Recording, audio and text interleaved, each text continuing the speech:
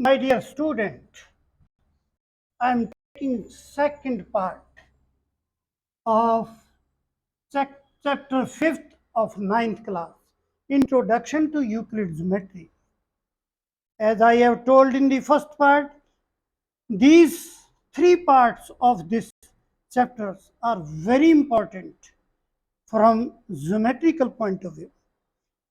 You should know all the definitions and all the axioms and all the postulate given by the Euclid. These are very important.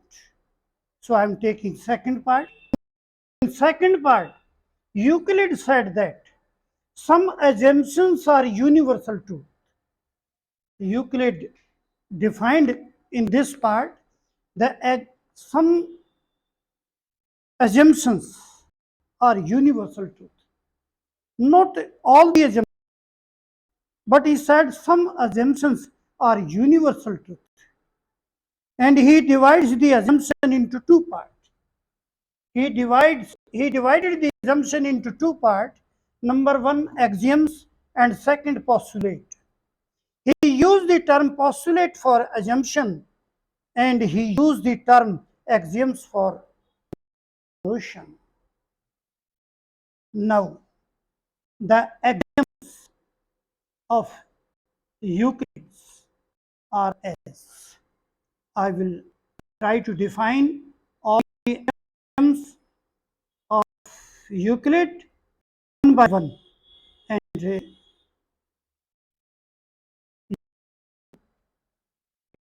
very seriously. First, axiom. I will clear all the axioms by examples one by one. First, things are added to the same things. Things are first. Things are added. Things are added to the same thing.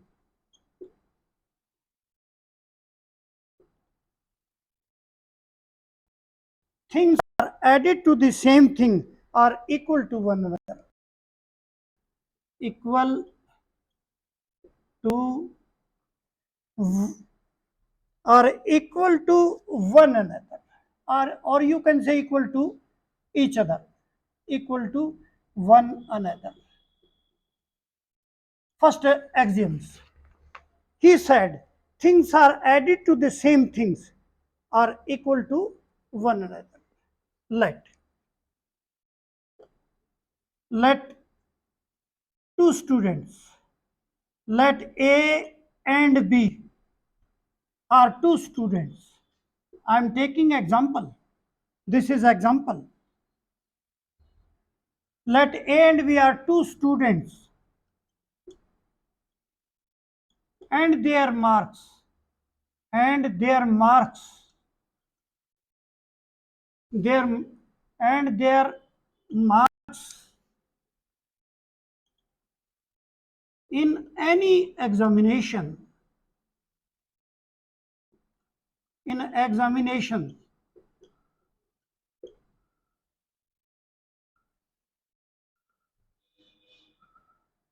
are A 40 marks, B 40 marks, 40 marks. Both have 40 marks. And things are added to the same thing. Things are added to the same thing. Things are things which are equal to the same thing. Things which are equal to the same thing are equal to another. Things are equal. Things are equal to the same thing. Things are equal to the same thing are equal to one another. Now, there is a student C. There is a one student C. C has 40 marks. Things which are equal to the same thing. A has 40 marks and C has 40 marks. It means A is equal to C. And B has 40 marks, C has 40 marks. It means B is equal to C. From first and second, A is equal to B. Proved. A has 40 marks, C has 40 marks. It means A is equal to C. And B has 40 marks, C has 40 marks. It means B is equal to C. This from first and second. From first and second, A is equal to B. Yani these two students have equal marks to the C student. So both are equal to each other. This is the first axioms of the Euclid. Second,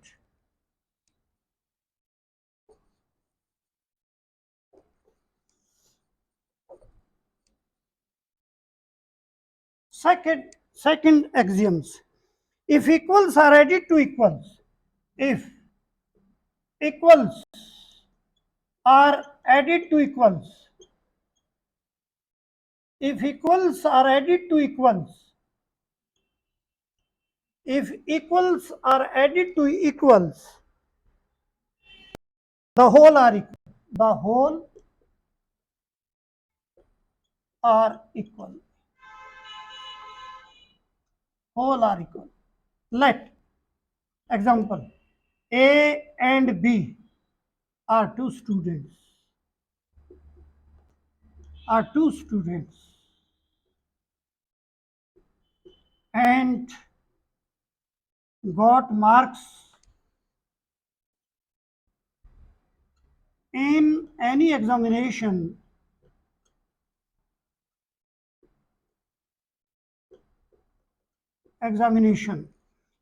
A 30 marks and B also 30 marks.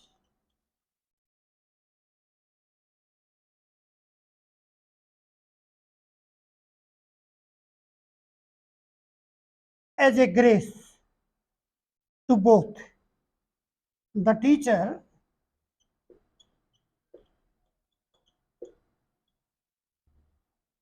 gave them 10 marks as a grace to both.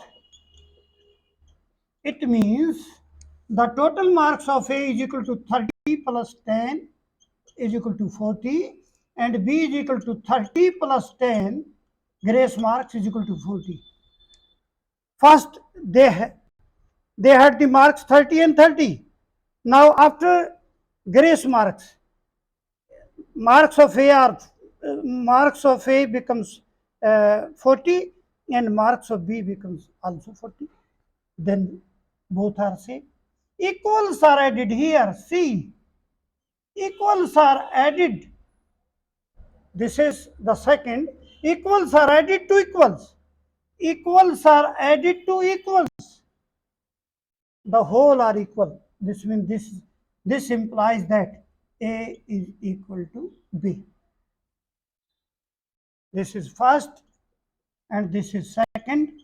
From first and second. First and second.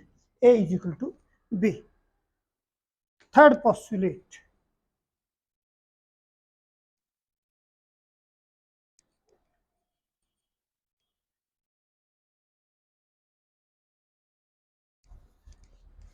Third postulate.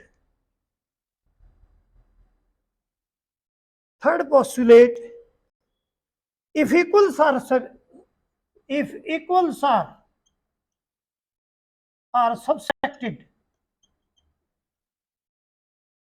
equals are subtracted from equals,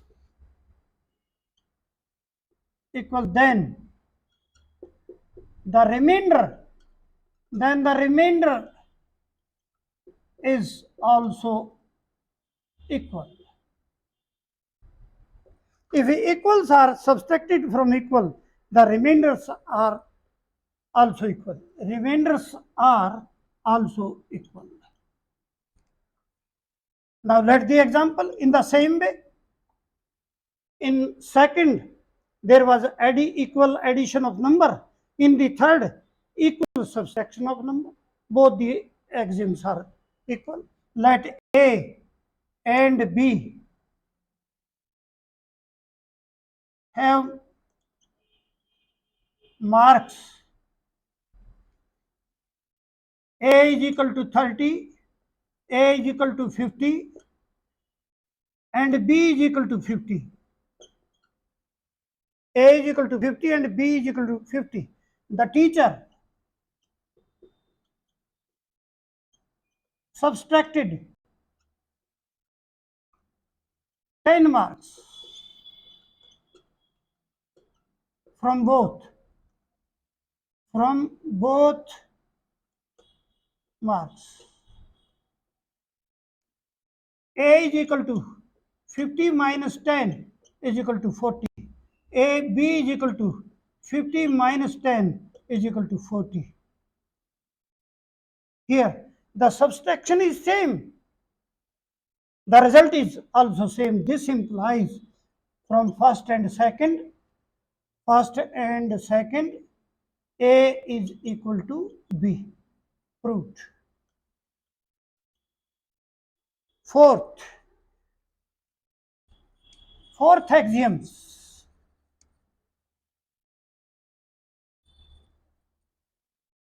Fourth axiom. What is fourth?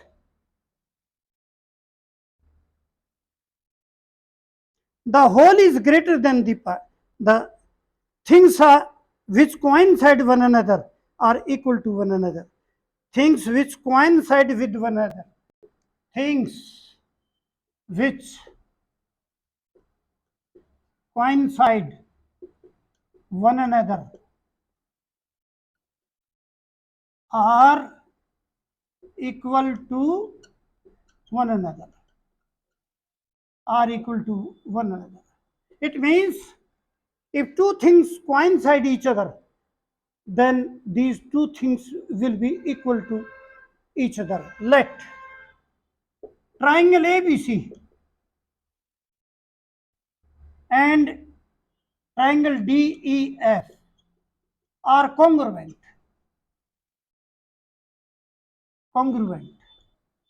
This implies triangle ABC congruent to triangle DEF.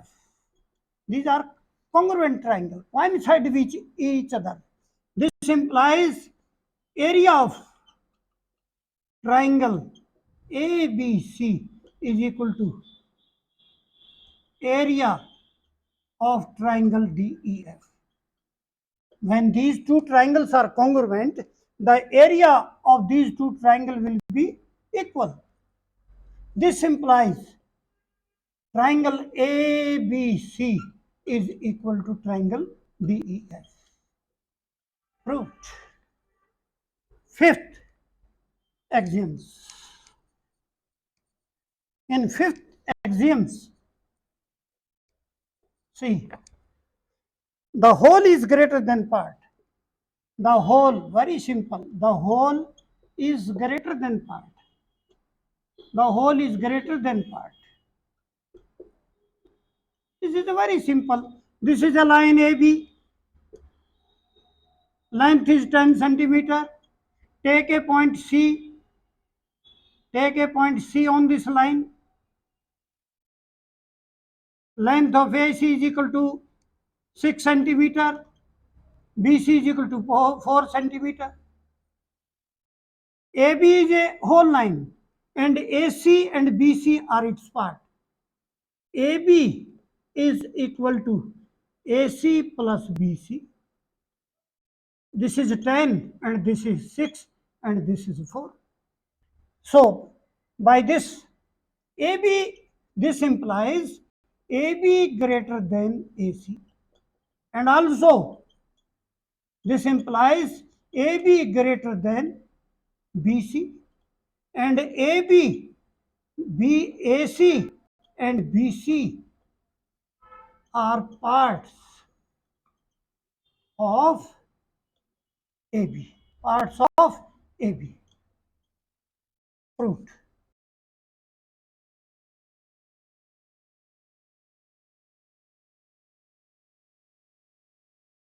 Fifth. This was the fifth, and now sixth. Sixth postulate. Things are double of the same things.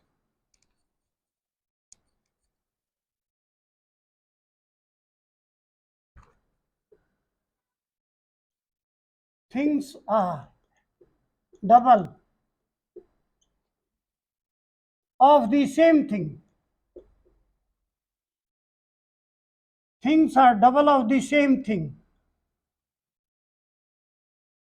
Things are double of the same thing. Are equal to another. Are equal to one another. Things are double of the same thing. Things are double of the same thing are equal to one another. By the statement, you can understand. Let A, B, and C are three students.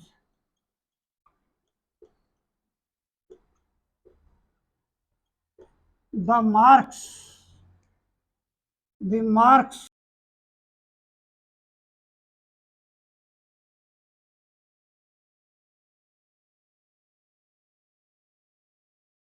40.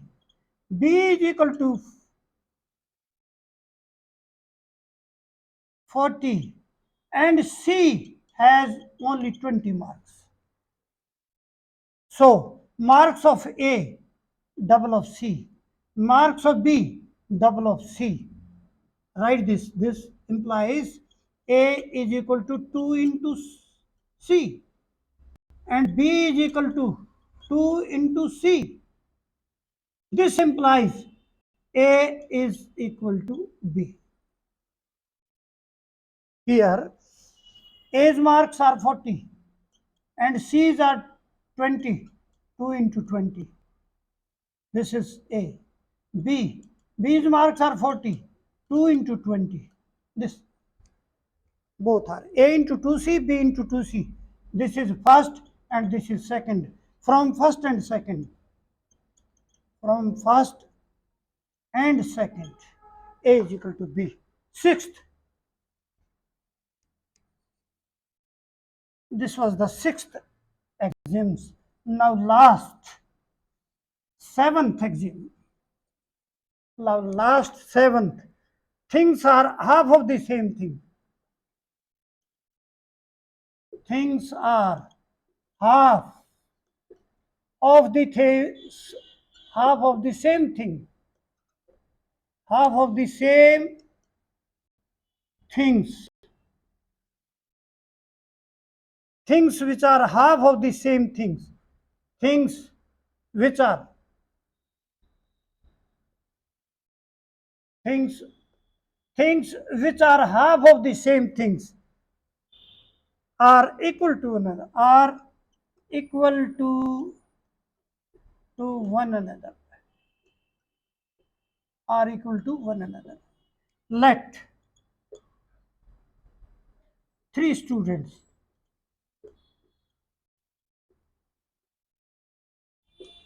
A, B, and C, and their marks are